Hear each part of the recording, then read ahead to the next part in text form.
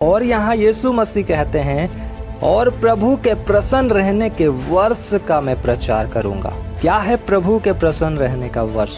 Bible कहती है ले व्यवस्था 25 अध्याय का 10 में, और उस 50वें वर्ष को पवित्र करके मानना और देश के सारे निवासियों के लिए छुटकारे का प्रचार करना।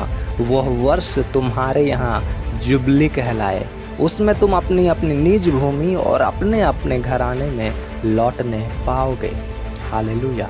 पुराने नियम में मेरे दोस्तों एक नियम, एक रूल बनाया गया था परमेश्वर की ओर से कि तुम 6 साल तक तो भूमि उपजाना, बीज बोना, काम करना, मेहनत करना, पैसे इकट्ठा करना, सारा कुछ करना। परंतु जब 7वें वर्ष होगा, उस 7वें वर्ष में तुम विश्राम करना। तुम स्ट्रगल मत करना, तुम परेशान मत होना, तुम परमेश्वर को अपनी चिंता उस टाइम दे देना, क्योंकि वो आनंद का वर्ष होगा। और ऐसा ही 7वां साल में वो लोग विश्राम करते थे, और ऐसा ही 7वां वर्ष जो होता था उसका 7 गुना, यानी कि ये एक विश्राम, जब 7 विश्राम आता था, 7 गुने 7 यानी कि 49 ईयर्स। यानी कि आप दिमाग लगाओ, 6 साल बाद 7वें साल में पहला विश्राम वर्ष है, और जब पहला विश्राम वर्ष चला जाता है तो दूसरा विश्राम वर्ष आता है 14 साल बाद।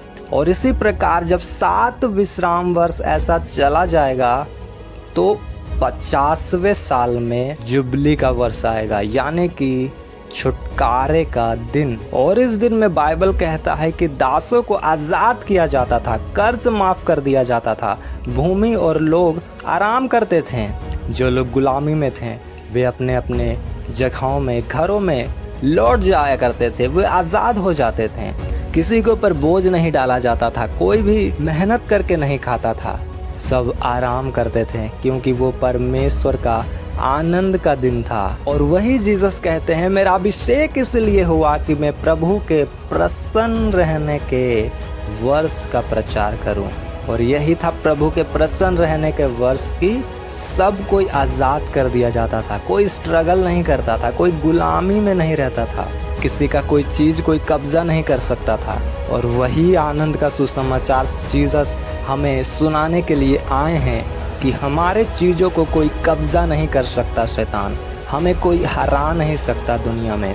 हम आज़ाद हैं, हम किसी के गुलाम नहीं, हम पाप के गुलाम नहीं, बीमारी के गुलाम नहीं, कर्जों के गुलाम नहीं, शैतानी चीज़ों के गुलाम नहीं, हम परमेश्वर के संतान हैं। अब इस समाचार पर जो कोई भी बिलीव करेगा, विश्वास करेगा, परमेश्वर की महिमा को देखेगा।